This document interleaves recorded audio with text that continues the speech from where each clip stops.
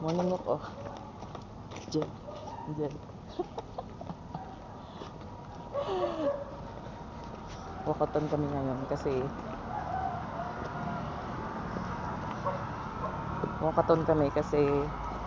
matraffic. Dahan lang, ha.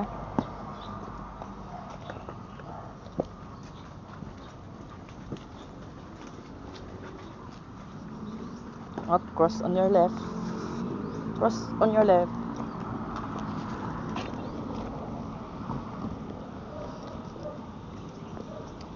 Up. Stop. Stop.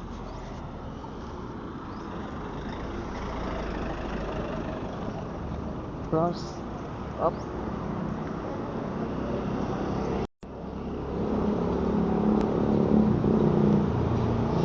Pag ganyan, hindi ka magkukross, wala kang kasama, ha? Make sure walang sasakyan, ha? Ha? Or mag-stop ka pag ano. Pag nakitang parating, stop ka na lang.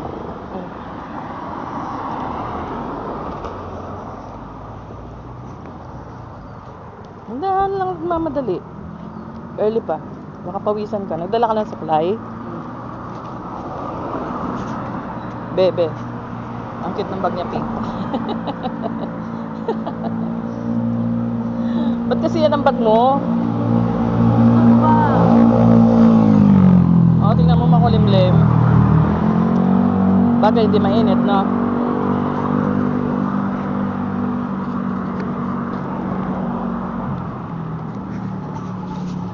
Early walk.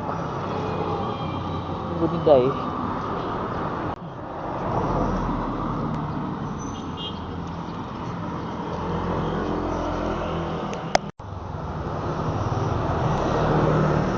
Lakad kami.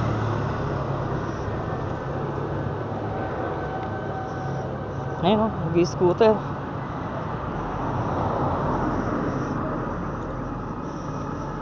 Pwede yung pag marunong ka. No, be?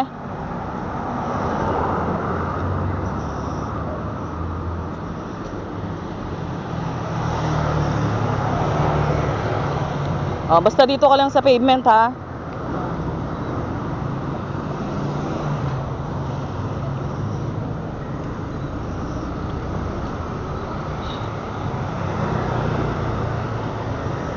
Exercise.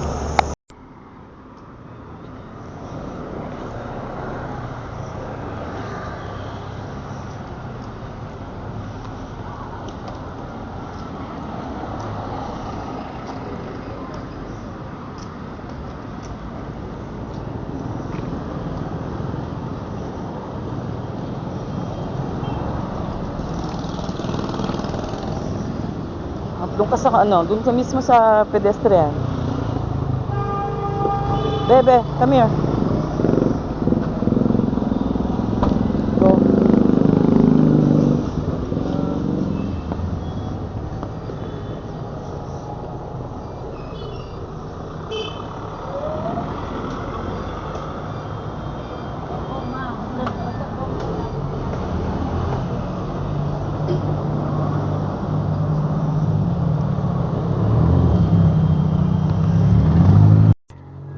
Maaga pa.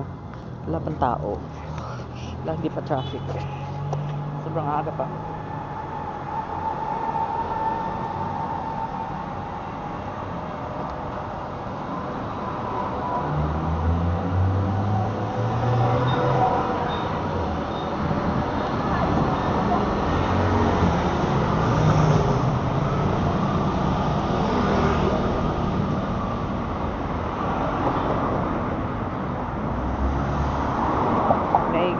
Maaga kayo sa mamaya, siksika na naman doon, tapos mainit na.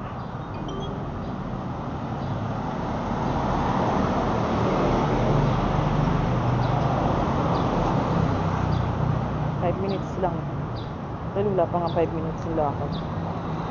Bis maglakad si Angel. Sa pinangangin din siya ng mainit, kulimlim, malamig yung hangin. Tapos itong side na to dito, malilim. Doon sa kabila yung araw. Pero mamayang hapon, dito na yung mainit.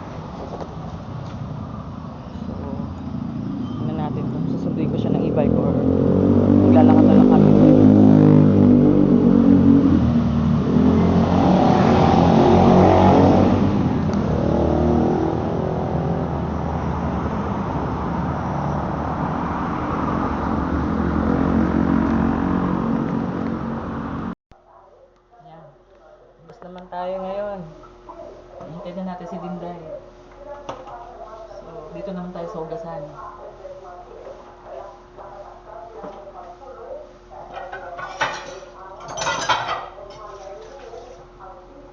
Yan ang routine natin sa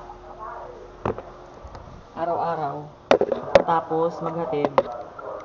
Hugas naman tayo. Diba? Good luck sa life natin.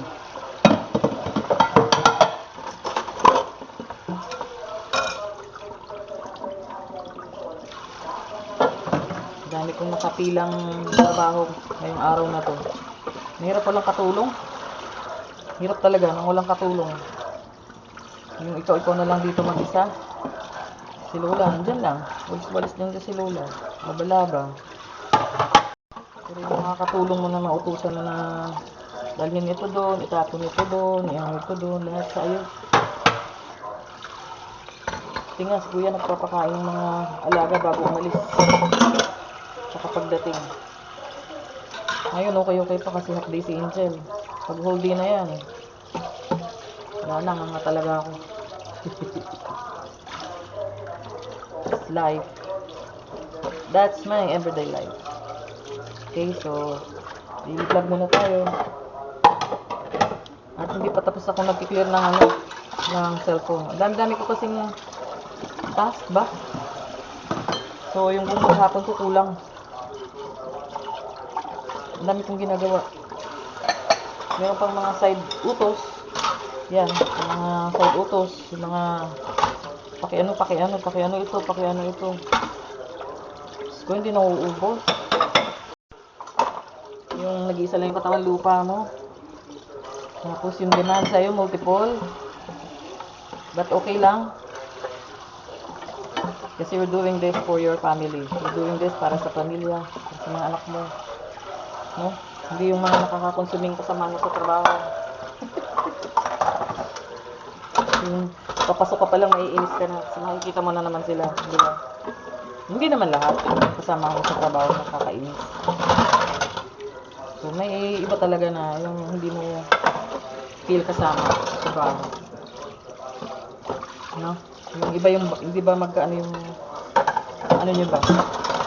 Hindi kayo pareho ng vibe. So, maiinis ka lang talaga pag ganyan. Instead of ganahan ka, naiisip mo na naman yung ano, kahit gaano mo ka-positive. Meron talagang mga kasama sa trabaho na binibigay sa iyo stress. So yun yung yun yung isa sa mga pinagpapasalamat ko talaga na hindi na ako employee, kumbaga. Employee na lang ako nagpapapi. Hindi madali yung makikisama ka lalo na sa ibang lahi. Ay sus. Grabe. Based on my experience, it's so minsan naman maganda sa harap mo, minsan sa'yo, okay yung samahan nyo. Yung araw na yan, kinabukasan iba na naman, sinisisi ka na naman, or inaano ka na naman, baga parang dito, binubuli ka na naman. Yan madalas. Ko lalo na kami, mga babae. Hindi ka matapang-tapang eh. Hindi ako matapang sa mga kipagtalo sa mga ibang lahi. Isang beses lang, ganyan. Kailangan mong pumatol, pero most of the time, waste of time talaga makipagtalo ko sa ibang lahi. Hindi ka mananalo kasi yung mga boss mo, kampi rin sa kanila. So wala na. Diba? Politika rin sa trabaho. Kaya dito na lang. Di ba makonsumi ako? Sarili ko naman kinukonsumi ko. Sariling kalat sa bahay, labahan, plancha, ganyan. Inquiry sa business, ganyan. Pero at least, you're doing something. Meron kang meron kang ginugol. Meron kang purpose. Pasok sa Angel, na ipagluluto mo sila ng baon. Another purpose na yun.